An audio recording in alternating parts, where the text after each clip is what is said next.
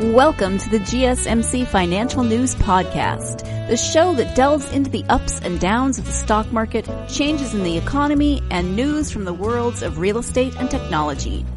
From breaking news on the New York Stock Exchange, NASDAQ, or the overseas market, to updates on the bond market, if there's money to be made, we've got you covered.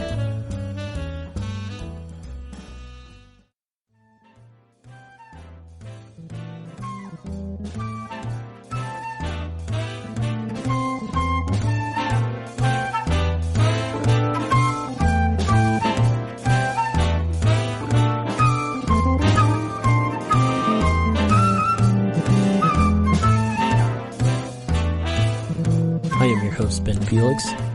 Today on the show, we're going to be talking about Disney CEO Bob Iger's sudden resignation, Prageru's legal battles with YouTube, Clearview AI's database gets hacked, Airbnb's new plan to stop people from throwing parties at host homes, how screenshots make it nearly impossible to maintain privacy now, and we'll finish off by talking about how an Apple iPhone or laptop could ruin movies, TV as we know it. Now, like I said, we're going to start off by talking about the sudden news of Disney CEO Bob Iger resigning. The news dropped on February 25th, and like I said, it came as a surprise to many people. There had been speculation over the past couple of years that Iger was getting close to retiring, but when the news dropped a couple of days ago, it still came out as a surprise to many. In fact, the news was so shocking that Disney's shares dropped more than 6% after Iger's departure was announced. Now, Bob Chapek has been named the new chief executive officer. Before this promotion, Chapek served as chairman of Disney Parks, Experiences, and Products. During his 15-year stint as Disney's CEO, Iger secured the $7.4 billion acquisition of Pixar from Apple CEO Steve Jobs in 2006, as well as the $4 billion acquisition of Marvel in 2009, and the $4 billion purchase of Star Wars studio Lucasfilm in 2012. Iger was named Time's Business Person of the Year for 2019. Iger's time as CEO will forever be marked by the launching of streaming service Disney Plus in his last year leading Disney. The launch was a huge endeavor for Disney and involved collaboration all across every platform. And one of the biggest parts of the launch was Disney working to acquire Fox in a $71.3 billion takeover of all of like a good amount of Fox assets. And in less than 3 months, Disney Plus signed up 28.6 million subscribers, an unprecedented number, such a short period of time. I believe Disney Plus launched in November of 2019. And so, yeah, in such a short period of time, they were able to rack up 28.6 million subscribers, which is a ridiculous amount of numbers. And one media analyst called it one of the greatest product launches of all time. Now, in a press release from Disney, Bob said, with the successful launch of Disney's direct-to-consumer businesses and the integration of 21st Century Fox well underway, I believe this is the optimal time to transition to a new CEO, Mr. Iger said. I have the utmost confidence in Bob and look forward to working closely with him over the next 22 months as he assumes this new role and delves deeper into Disney's multifaceted global business and operations while continue to focus on the company's creative endeavors. Now, like I said, it came as a surprise to many people, but in that statement right there, one of the good things to know is Bob Iger, he's resigning from role as CEO, but he's still going to be there with the company, and he won't officially be done till 2021, I believe. And so it's still good that he's going to be there helping Bob Chapek kind of, just get him acclimated to the role, acclimated to, everything that's going on. And especially, with this new big project they have with the streaming service, that's kind of Disney's new baby right now. That's everything is riding on Disney Plus, and they're just trying to feed that with original content and continuing to grow that out as, they're the biggest battle with Netflix right now, and they're giving Netflix a run for its money, pulling all their content from Netflix. And So it's going to be real interesting to see how it plays out. I think it's Disney at the end of the day. Disney knows how to do these things right. And even though it came as a surprise, I think nonetheless, it's still good to know that Bob Iger will be there to help Bob Chapek during the transition. And Iger goes on to say, with those chess pieces now in play, getting everything right creatively will be his number one goal. I could not do that if I were running the company on a day-to-day basis. Iger said during a Tuesday conference call about the succession, it just obviously takes that much time and it's so much complex. And so the goal was for me to turn over the day-to-day management of the company to Bob Chapek with direct authority over all of our businesses and basically all elements of the company, and free me up just to basically focus on the creative side. It was really that simple. And at the same time, the choice of Chapek as CEO surprised some industry. Was not a surprise to many people, but it did surprise some people that, just kind of keep up with the industry. Streaming is one area of the business where Chapek has little experience, and many saw the success of Disney Plus launch as setting up Kevin Mayer, who was the executive in charge of streaming, as the person to take over for Bob Iger. And so when they announced Bob Chapek, for the most part, many people were good with it, but there were some that had their little less speculations and were wondering if this was the right transition. But nonetheless, Bob Iger's going to be there to help him out along the way.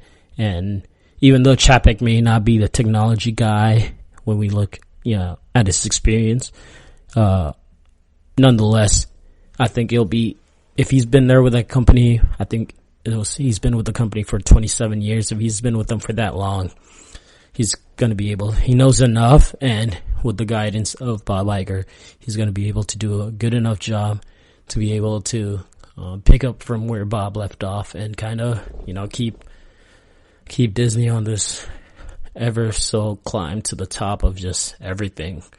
And this news caught my eye because usually you hear these major companies, when CEOs quit, retire, or whatever it may be, you hear the news and kind of keep it moving.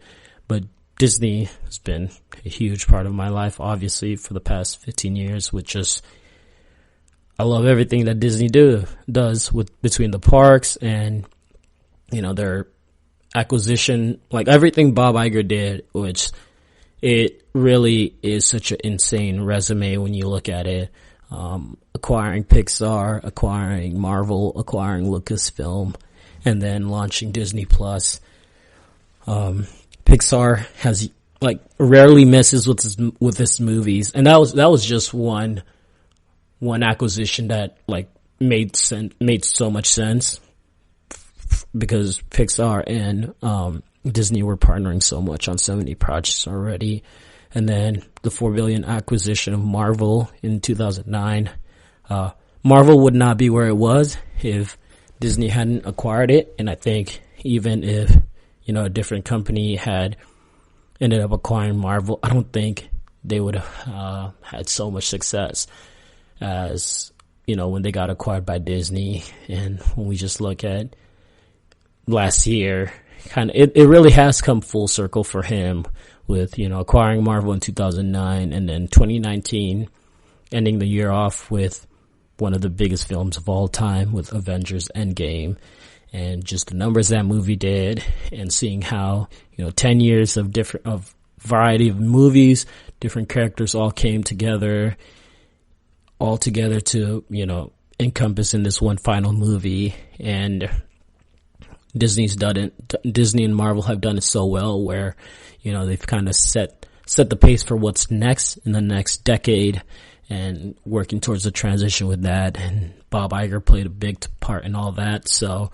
that's been really cool. And then, I'm not as huge into Star Wars as, some other people are, but even that acquisition has been huge because we just see it with the movies and also how, the Star Wars theme has been, getting incorporated into some of the parks. I know they just build a huge section of a Star Wars village in Disneyland, and I was out I was out in California a couple years ago and seeing that while it was still being built out, and it looked ridiculous. I can't wait to go back out that way and get to check it out. Like I said, I'm not a huge Star Wars guy, but just that's one of those things they do so well with Star Wars. When, they got a project with it, they go all out.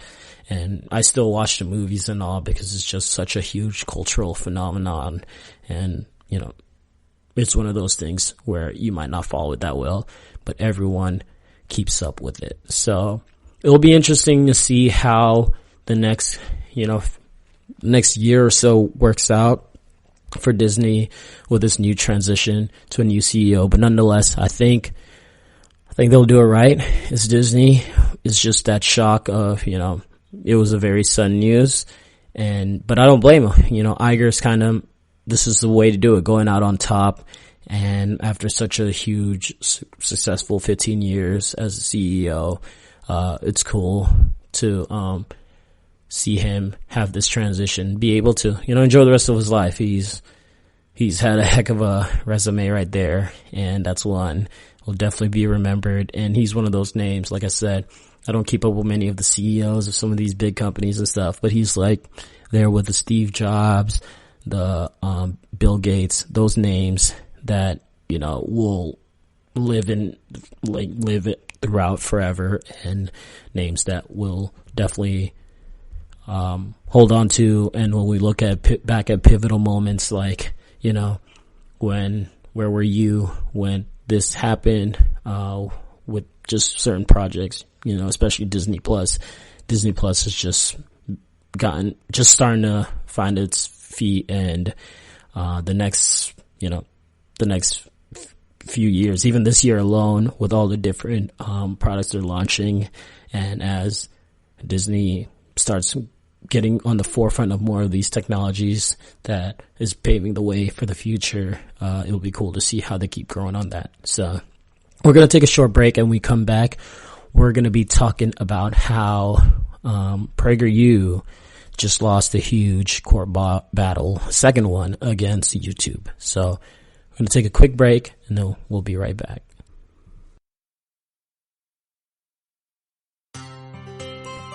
Are you a business owner? Someone interested in the latest news that might affect your business? Then check out the GSMC Business News Podcast, a show dedicated to keeping you up to date on all things concerning business, technology, and the stock market. Get a head start on the day as we keep you updated on the latest goings-on Wall Street, money, jobs, and technology. The GSMC Business News Podcast has you covered.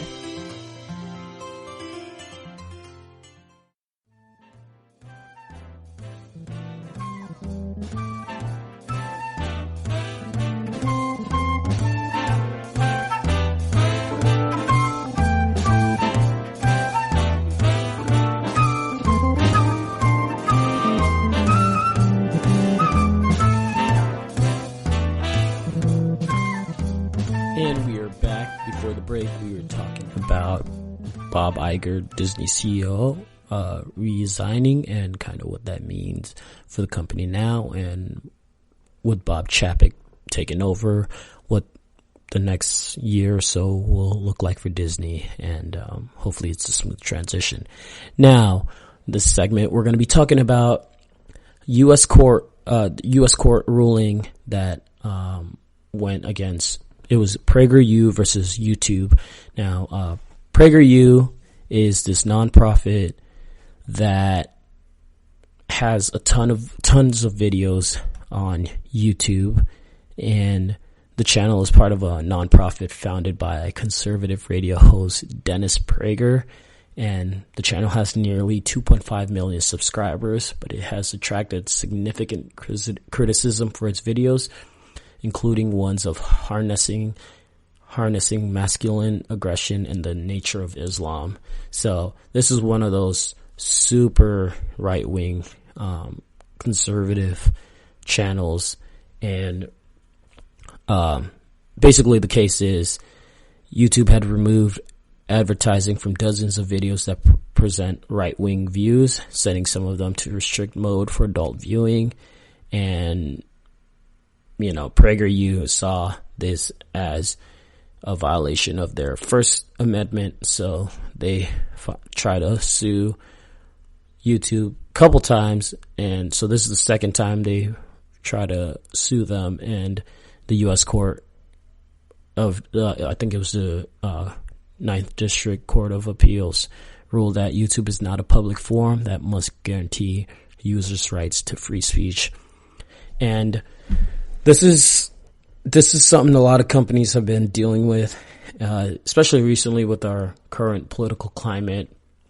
We've been seeing situations with Facebook and also Twitter, and it's that part of, there's that fine line between freedom of speech and also when too far is too far, and trying to regulate that.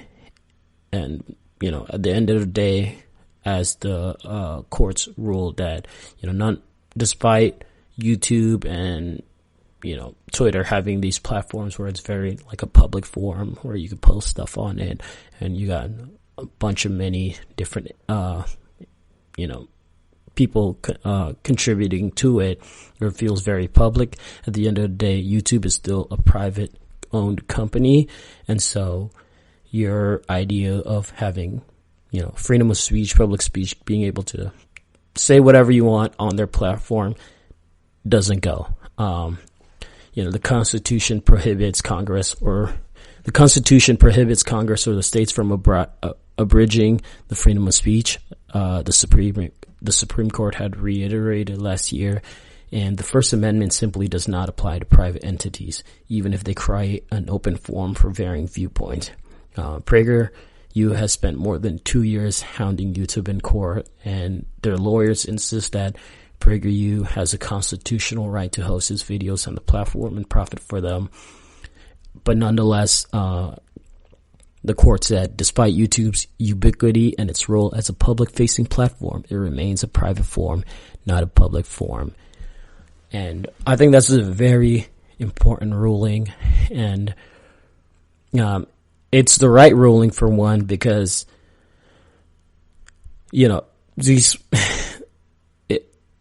these companies just keep having that fine line of playing between, what do we allow and what do we not allow. And when it comes to these courts having intervened, the courts make it easier, one, for the companies to, back up on like, hey, this is why we're taking your videos down.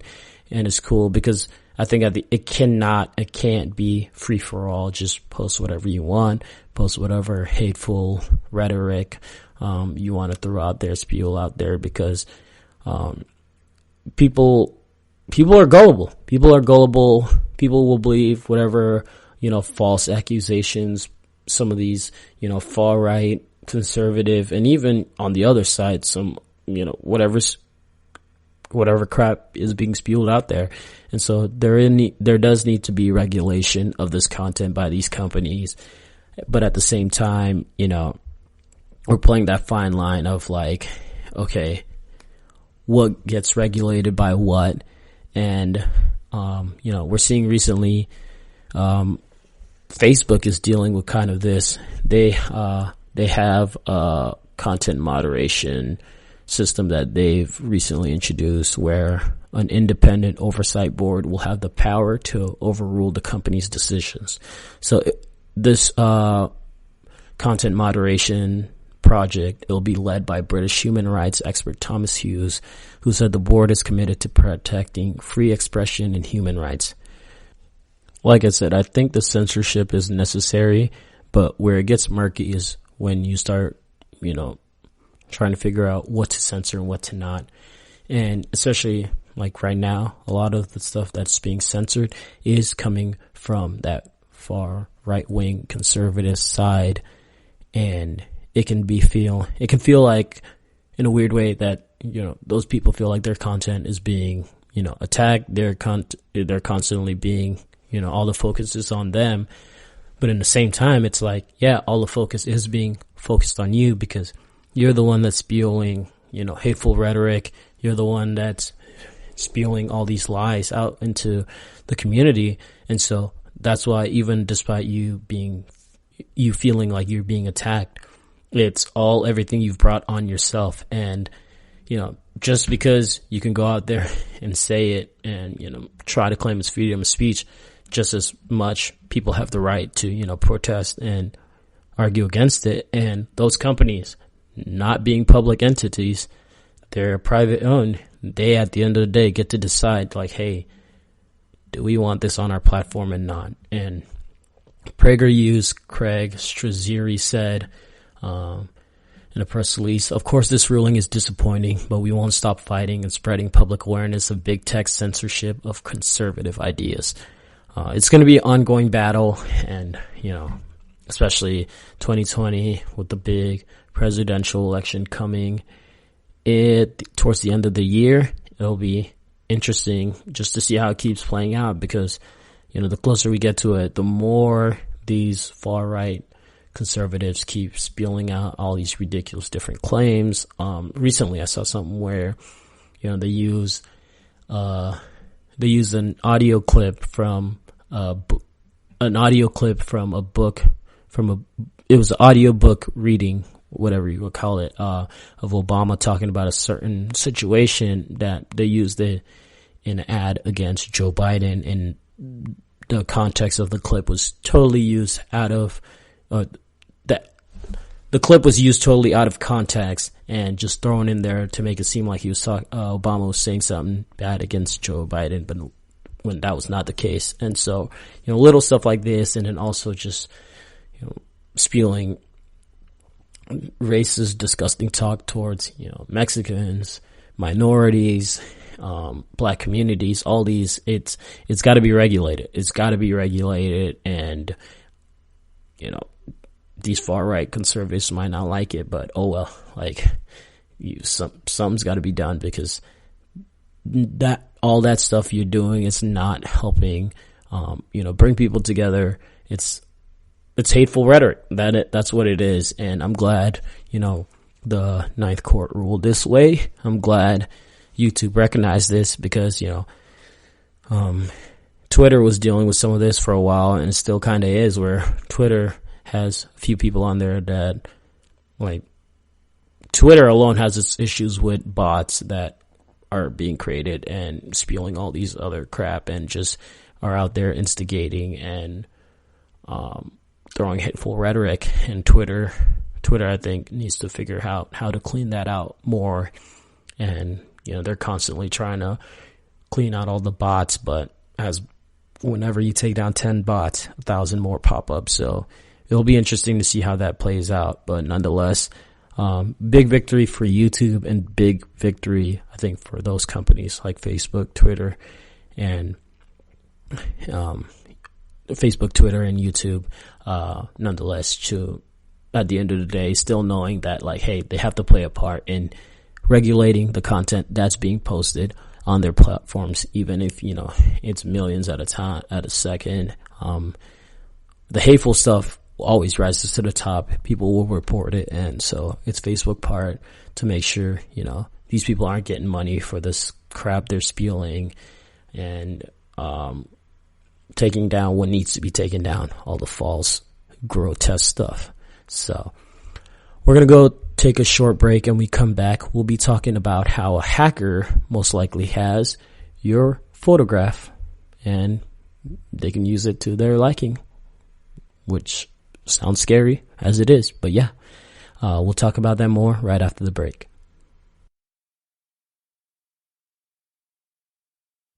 Do you work in the world of marketing and advertising? Are you a media buyer or the owner of an agency? Have you been looking for a podcast to help stay on top of all the goings on of those worlds? The GSMC Marketing News Podcast is dedicated to keeping you up to date on all things concerning marketing and advertising. Get the latest marketing news, from what major businesses have planned for the coming year to the newest trends in advertising, from podcasts, digital and streaming, to the old standbys of radio, television, and billboards. The GSMC Marketing News Podcast has you covered, whether you're a marketing agent or a business trying to expand your brand.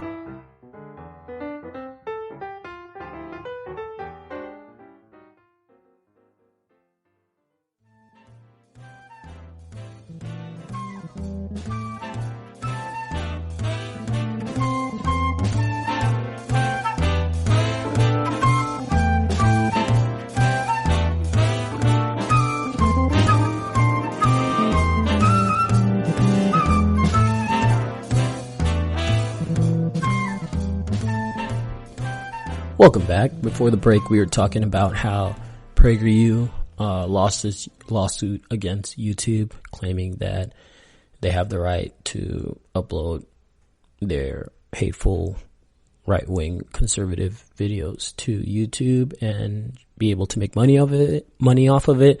But the Ninth U.S. Circuit Courts of Appeals, ruled against that. And, Prager's still trying to fight that battle, but this is the second time they've lost it. So, that's that with that. And we're going to continue, keep things moving. And this segment, we're going to be talking about Clearview AI, which is a startup with a database of more than 3 billion photographs from Facebook, YouTube, and Twitter, recently getting hacked. Now, the attack allowed hackers to gain access to Clearview AI's client list, but Clearview AI said its servers had not been breached. Most of the clients for Clearview AI are U.S. law enforcement agencies who use its facial recognition software to identify suspects. Its use of images scraped from the internet has obviously raised privacy concerns because, they're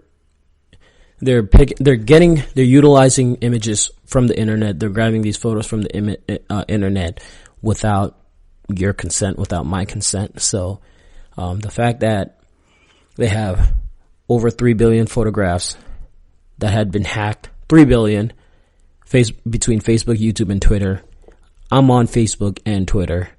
I also use YouTube. YouTube, obviously, I don't post hardly any content on it. I just have a YouTube page for watching YouTube videos. But nonetheless, my YouTube is linked with my Google. I have an image for my Google account that I'm actually looking at right now. So, I'm very easily within those 3 billion photographs that they have between those three platforms, because I know I have a ton of photos on Facebook. I have a ton of photos on Twitter. So it's a very alarming news. And, especially one, I never heard of Clearview AI before this. And then, it's just when you hear this thing after the fact and then they try to downplay the incident, but nonetheless, it's still a very, very scary incident that's occurred, this hacking, because now these hackers have, over 3 billion images of people that are all on all three of these platforms. And, Clearview could try to downplay the situation, but, many have come to talk out about the problematic nature of this incident. Tim Mackey, who's a principal analyst with security company Synopsys, said, while their attorney rightly states that data breaches are a fact of life in modern society, the nature of Clearview AI's business makes this type of attack particularly problematic. Facial recognition systems have evolved to the point where they can rapidly identify an individual, but combining facial recognition data with data from other sources like social media enables a face to be placed in a context in which turn can enable detailed user profiling, all without explicit consent from the user whose face is being tracked. So, yeah, that's terrifying. And it's at this point, as terrifying it is, at this point we're screwed. If someone wanted to hack my phone or whatever, they very easily could. And that's just kind of as sad as it is, that's kind of how the way things have been playing out. And there's really not much prevention that can be done at this certain point.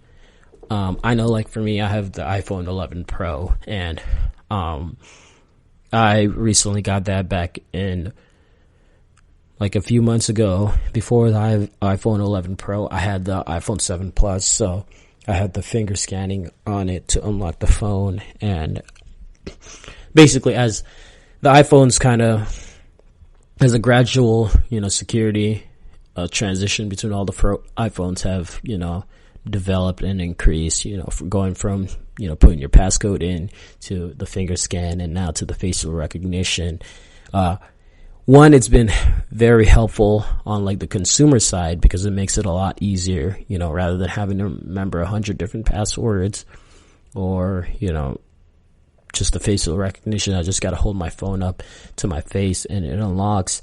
It makes life on the consumer a lot easier, but at the same time, we're giving these tech companies a lot of, access to our lives, essentially, because if all it takes is to my face to unlock my phone, that's being saved somewhere. Like that information is being saved somewhere. And, I have huge trust in Apple, but even then, like, you're hearing about companies left and right getting hacked, and there's always people out there. There's always someone like that's just working hard to hack someone. I saw something recently where the owner of the Houston Rockets, he got hacked. He got scammed somehow on the black web, and they stole like a ton of money from him.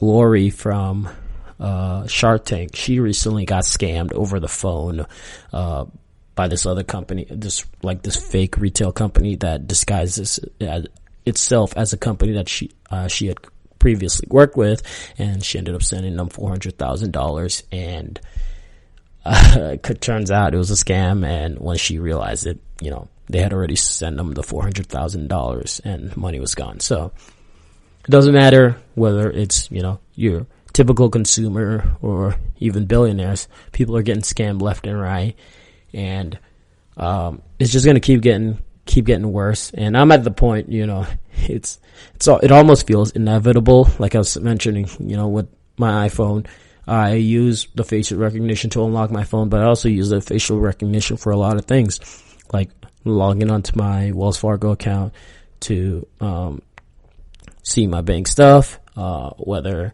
it's, logging onto social media or different stuff like that. So nonetheless, these hackers can use these photos and in a way, be able to eventually, who knows, get into our bank accounts and all that stuff. So it's very terrifying. But what's even more terrifying is, how these companies like Clearview downplay the situation.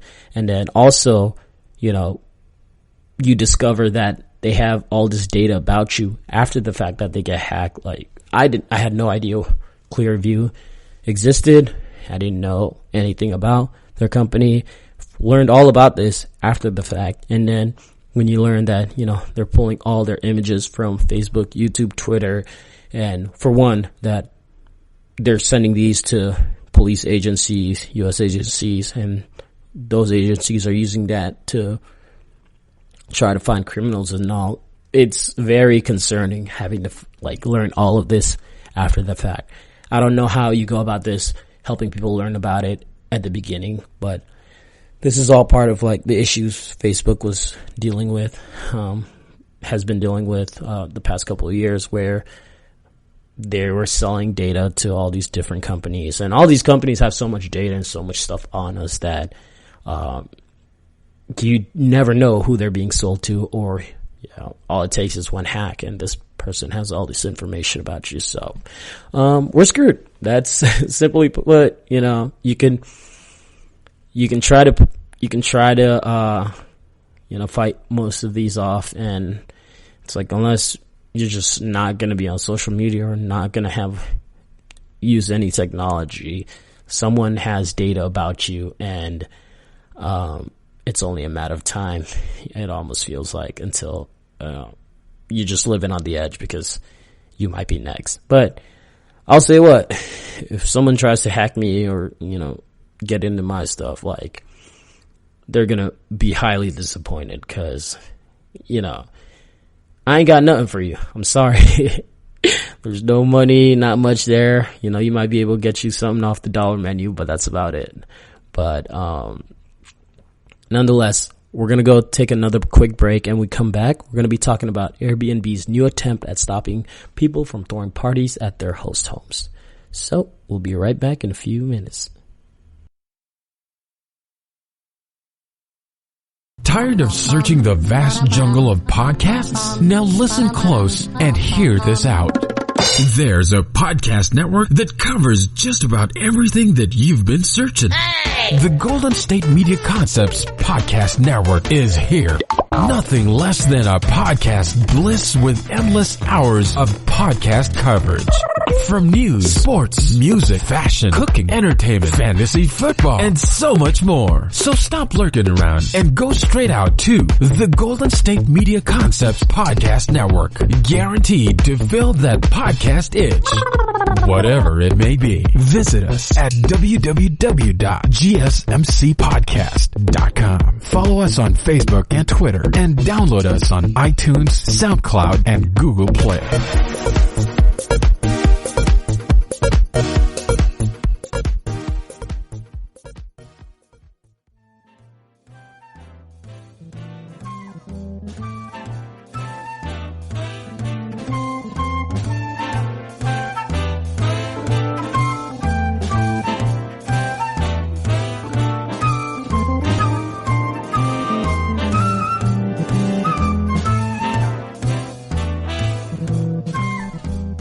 And we are back from break. Before the break, we were talking about Clearview AI, which is a startup with a database of more than 3 billion photographs on Facebook, YouTube, and Twitter, recently getting hacked, and what that could mean for me and you. Now, in this segment, we're going to take a look at Airbnb's new attempts at stopping people from throwing parties. Recently, over the past few months, it's become a huge problem. Something that Airbnb's been dealing with a lot of their host homes, people renting it out and then, throwing parties, posting on Facebook, whatever, kind of like an open invite type of thing, and the parties get out of hand. They've actually had a couple incidences where people have died. There's violence broke out in December. Airbnb decided to crack down, on parties after a Halloween shooting at a San Francisco suburb. Airbnb claimed the lives of 5 people. So, it's been getting really out of hand. And so they've just kind of been panicking left and right, trying to figure out what the solution can be to this problem that they had. And now the solution they've landed on for momentarily is they are encouraging hosts to buy smart party prevention devices in an attempt to stop parties that could get out of hand. Now, these party prevention devices look like smoke detector resembling sensors. And these devices are sold by smart home companies Minute, Noise Aware, and Room Monitor. And these devices can detect changes in the noise level, temperature, and even humidity. And they usually cost around $100 or more. So these devices look like smoke detectors, and they basically are keeping on the lookout for noise level, temperature, and even humidity. To me, this just seems like a very weak effort at trying to, prevent parties from occurring. And also it has such a fine line where, that's such a broad range of things it's looking for: noise level, temperature, and even humidity. Because say I'm at a host home and, it's me and 4 or 5 other of my friends that, we're going to a music festival and we are renting this host home for the weekend. If it's 4 or 5 of us in there, we're all dudes, and just in the living room alone, I go over to a friend's house, there's 3 or 4 of us, the temperature immediately rises. It could be 40 degrees outside. It gets hot as crap inside the apartment real quick. If you're, say, you keep an average temperature at 68. And so, say the temperature goes up by a few degrees. Does that alarm go off immediately? And it's just, what happens at that point? Does the device notify the cops? Does it notify the host home? Or who's getting notified by these devices? And also, like, that's just super annoying because you know there's going to be some faultiness with those devices, and that just makes it more of a hassle for the people running the host homes, and I don't think it's such a great solution for the hosts themselves. Now, all the hosts have to do is plug the device into an outlet. Then if anything out of the ordinary is going on, the NARC devices will send them an alert. Okay, so there. So, I'm reading this off of, also, let me give them proper accreditation. This is off of Futurism, and it's by Victor Tandergram. He kind of wrote about this. But yeah, all the hosts have to do is plug them into an outlet. Then if anything is ordinary, the NARC devices will send them an alarm. And it's just such a funny, like, solution. That's one of those, they're just scraping for ideas. They're just trying to find a quick fix solution. But in reality, I heard Bomani talk about this in his podcast, where, one of the biggest problems with Airbnb is trying to take the format of hotels, but in people's homes, in people's apartments, etc. And at the end of the day, people that are usually going to these hotels and stuff are used to, being able to do whatever they want, blah, blah, blah, and then kind of leave and it'll all be good. But it's completely different when you're staying at someone's home, because, you're trying to be more sensible to the fact that you are staying at someone's place, but at the same time, it is that fine line. People are going into it with the mentality of, like, this is a hotel, or like, I'm paying money to stay here, so I feel like I'm obligated to, kind of enjoy the place to the best that I can. So it's a weird fine line, and I think they're going to keep having to play around with it, trying to figure out what exactly, like, how to prevent these different parties from going out of hand. But I don't know. It's going to be tough for Airbnb to, like, keep surviving with the format they're going if they don't figure out some stuff. I know a lot of cities and different areas that are starting to deny Airbnb. I know in Vegas you can't have an Airbnb, which that Vegas makes sense because the hotel industry is so big there that, allowing Airbnbs really hurts the economy for that area. But even, like, I know South Beach has, like, super strict rules as far as Airbnbs and different areas like that. So Airbnb needs to figure out what to do with their party prevention problem, but I don't think these smoke detectors is the solution. There's just too many room for mistake, too many room for false situations to occur. And, the last thing you want is that occurring, because that's, one thing leads to another, or, it just, if anything, it can very well push your consumers away, because it's just like, I don't want to have to deal with this if it's going to be this annoying. And also, Airbnb is starting to get so ridiculous into some of the prices and all that at this point, sometimes it's just like, you might as well stay off at a hotel. So a lot of reevaluating going on with that company right now.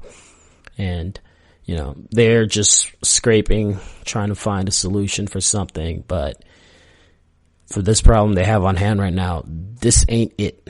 But we'll see how it keeps playing out, and I'm sure we'll soon figure out or hear situations of these smoke detector party poopers going wrong, and hopefully nothing bad happens out of it, but at the same time, not looking too promising. So we're going to take another quick break, and when we come back, we're going to talk about screenshots and, how screenshots are ruining privacy online for many people and how we can combat that issue. So listen to these quick words and we'll be right back.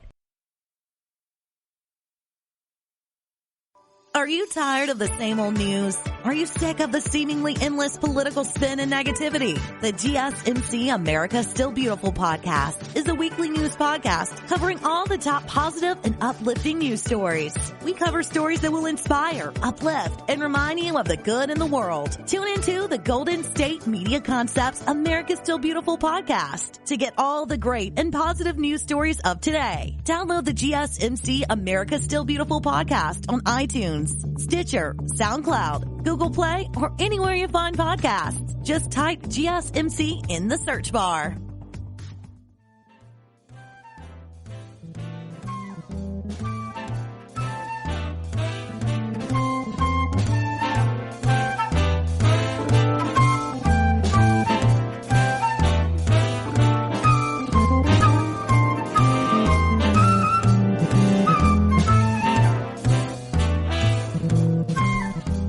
And we're back. In the last segment, we were talking about Airbnb's new attempts at trying to prevent people from throwing parties at their host homes with their smoke detector looking like sensor devices. Now, in this segment, we're going to be talking about screenshots.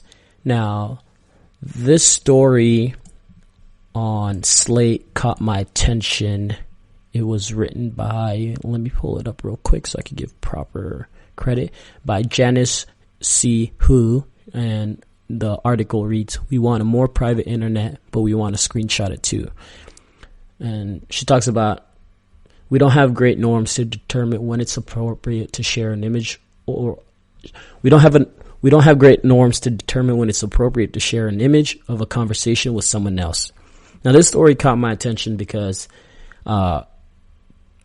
this is something that I know I deal with a lot, because personally I'm on both sides of it, where I'm on all three social media platforms, and so I'm very active on Twitter, and there's a lot of times I'll see stuff on Twitter that I'll screenshot it because I think it's funny, I think it's ironic, I think it's relevant, or, you know, something crazy, and I'll send it to friends. I have like a couple groups. I have one like group message with two other friends that literally in the group message alone, we're just sharing like different screenshots of different things. We're sharing screenshots of like funny memes we see, or like funny things we see about, you know, different people, whether famous or not, or people we just know. So it's like our own like version of a gossip little group message. Yeah, guys do gossip too. Whether we admit it or not, I have no shame. I will gladly admit that. But so it's a very interesting dilemma. And in the article, Jane talks about you know, what goes on the internet stays on the internet. Anything you could say publicly on a blog, in a Facebook post, in a tweet could be shared far beyond the audience you imagine.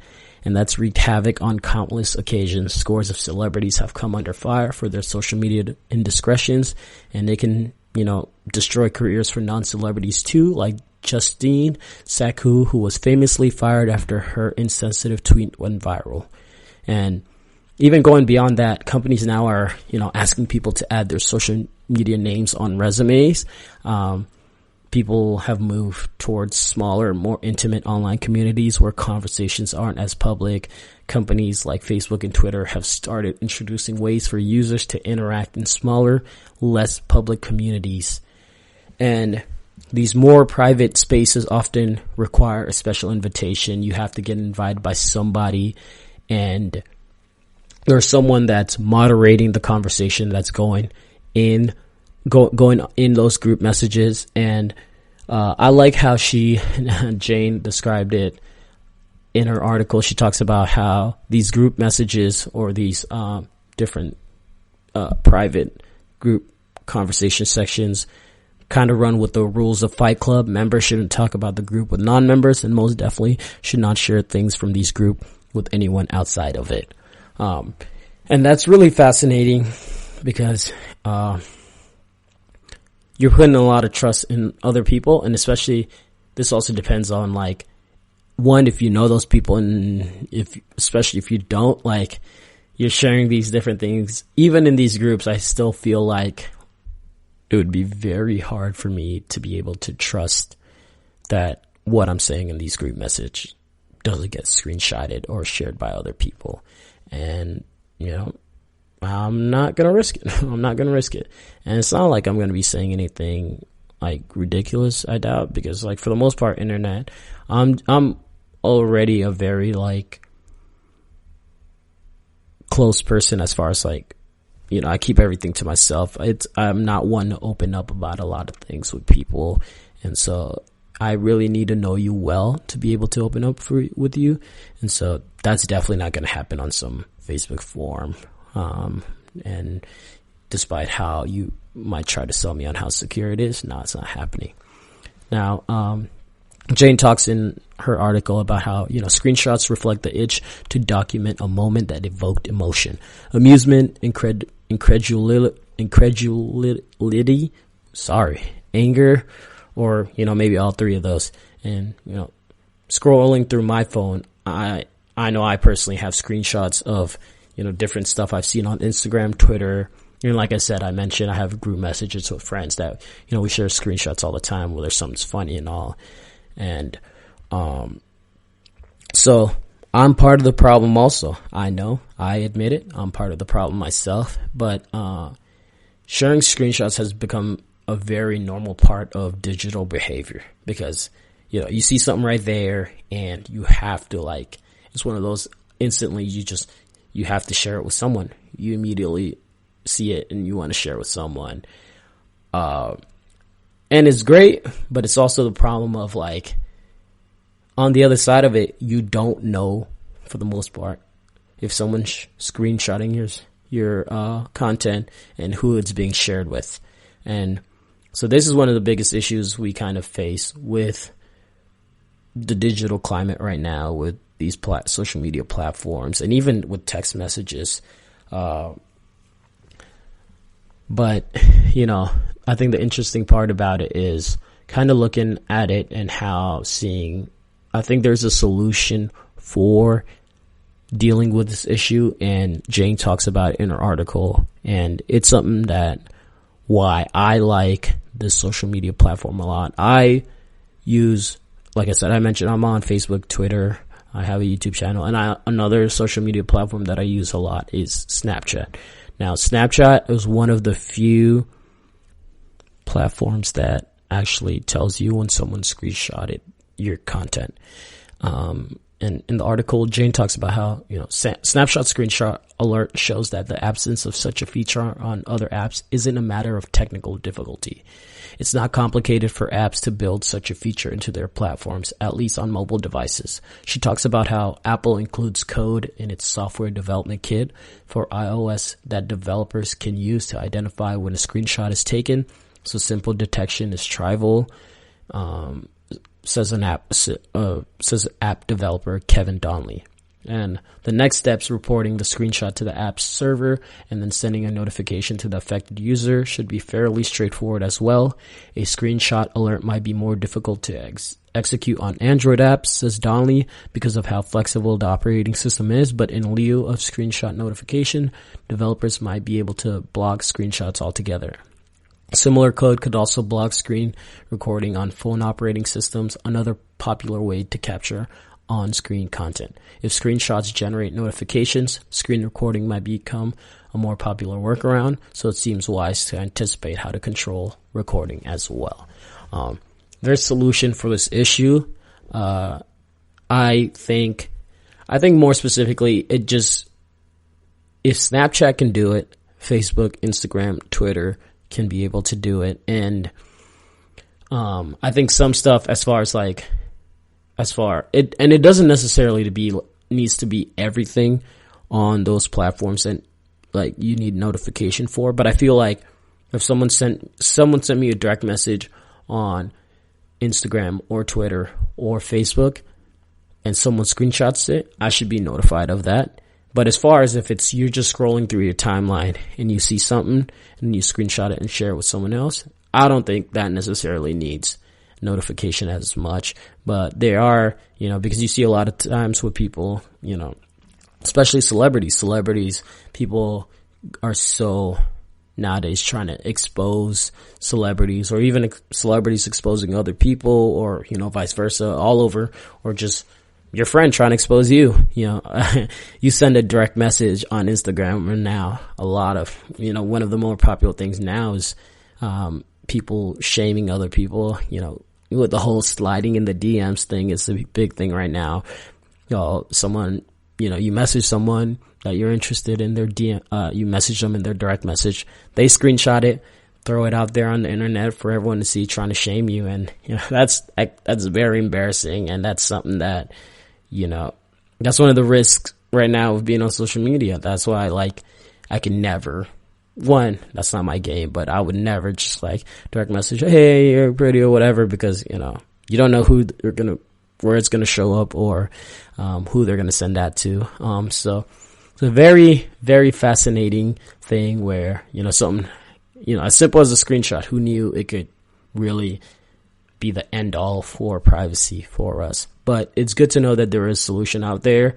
And, the fact that Snapchat of all companies is leading the way on the honorable side of that, I guess is the word I would use, is really funny to me, in fact. But I think these other companies can act upon that and also really, be able to jump in on the game, because there's some stuff that you should be able to know when someone else is capturing it. And that way I can ask this person, hey, so what were you planning to sell that screenshot to? Just really interesting thing to keep in mind. So we're going to go ahead, take another final break. And when we come back, we're going to finish off by talking about how Apple may ruin movies and TV as we know it. So listen to these few words from our sponsors, and we'll be right back.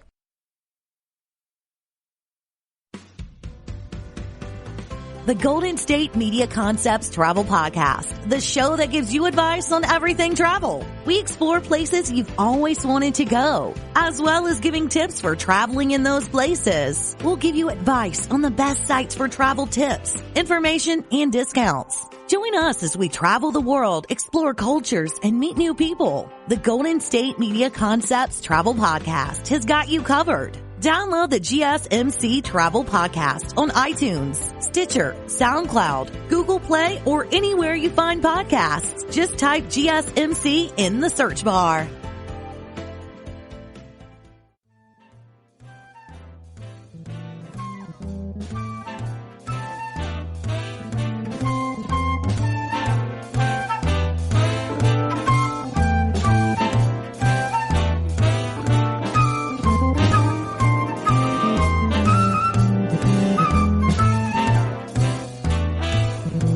Welcome back to the GSMC Technology News Podcast. In the previous segment, we talked about screenshots and how they're ruining privacy as we know it on social media and just in general text, and ways different companies like Facebook, Twitter, and Instagram can go about, following the footsteps of Snapchat and helping users be able to know when someone screenshotted their content. Now, in this final segment, we're going to be talking about how Apple, iPhones, and laptops may ruin movies and TVs as we know it. Now, this story caught my attention because I saw this movie and I really enjoyed it. And finding out the news, basically, rewind. Rian Johnson, he's the director of Knives Out and The Last Jedi. He recently on Vanity Fair did an interview and he revealed something that at first you hear it, think it's kind of surprising, but when you really think about it, it's not that surprising. He revealed that Apple won't let the bad guys in movies use iPhones. His quote was, "Apple, they let you use iPhones in movies, but," and this is very pivotal if you're ever watching a mystery movie, "bad guys cannot have iPhones on camera." And I heard that situation and I was like, that sounds like a very Apple thing to do. And it's also very funny because, there's just, Apple is one of those companies that does everything possible to keep a clean slated image, which I think is so funny because the fact that if I were to see a movie and saw a bad guy using an iPhone, I wouldn't freak out like, oh my God, iPhone is associated with evil and all that. I'd never want an iPhone. Like, it's going to take a lot more than that for me to stray away from using an iPhone. And also I found the story funny because I watched Knives Out, like I mentioned earlier, and I really enjoyed the movie. And throughout the movie I noticed a couple of the main characters using iPhones, and at the time I never put two and two together, but now knowing what I know, like, I could have easily eliminated 2-3 people from being the suspected killer, which would have kind of taken the fun out of what was a really thrilling murder mystery. So, this revelation by Rian Johnson, I hope I'm pronouncing his name right, is one that's not surprising, and I'm sure, the news was eventually going to come out, or if it already hasn't come out, I'm sure someone else has probably mentioned it also, but nonetheless, I wonder to how much extent Apple can actually regulate that, where, can they do a cease and desist, or like someone asks permission to use iPhone, and like, I'm assuming this is all legally bound, because that's so funny. It's such a crazy, like, weird thing to, like, nitpick over. But that would be such a funny case to play out where, someone, I just need a Quentin Tarantino or something. I don't know. Quentin Tarantino's movies are always so old that I don't know the last movie he had an iPhone featured in it or anything of, such a newer technology, but I need like a director that is willing to push the boundaries, and really, that would actually be a great curveball in a murder mystery where everybody has an iPhone, and that way, you just kind of keep everyone on edge and trying to figure out what's going to happen next or who's the murder mystery.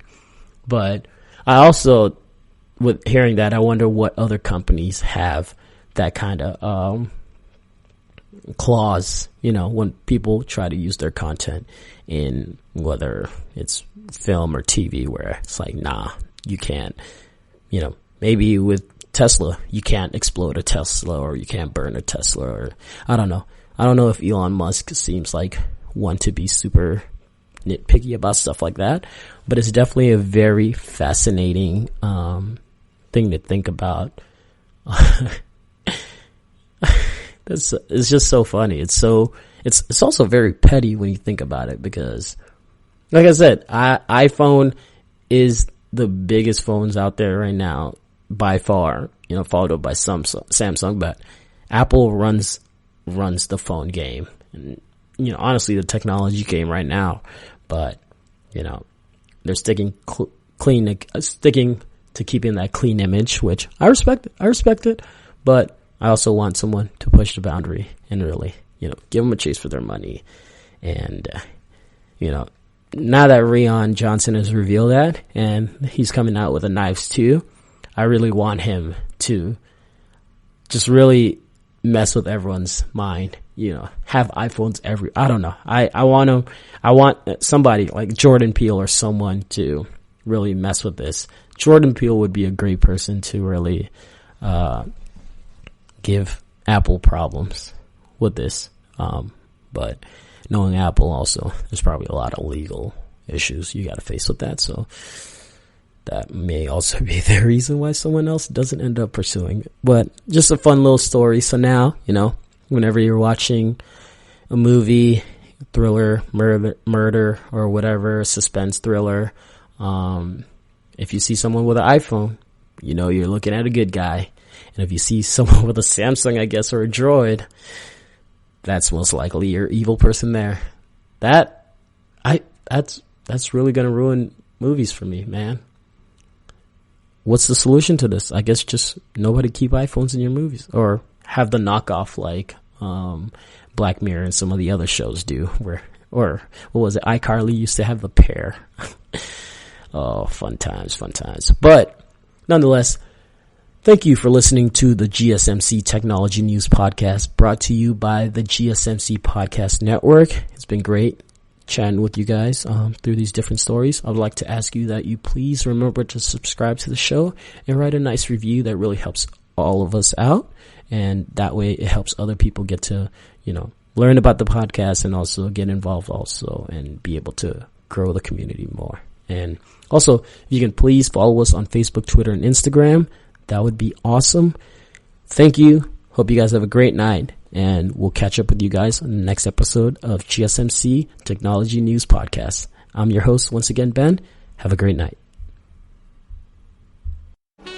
You've been listening to the GSMC Financial News Podcast, part of the GSMC Podcast Network. You can find this show and others like it at www.gsmcpodcast.com. Download our podcasts on Apple Podcasts, Stitcher, SoundCloud, and Google Play. Just type GSMC into your favorite podcast app to find all of the shows from the GSMC Podcast Network. From movies to music, from sports to entertainment, from business news to weird news. Please subscribe to the podcast and follow us on Twitter and Facebook. Thank you, and we hope you've enjoyed today's podcast.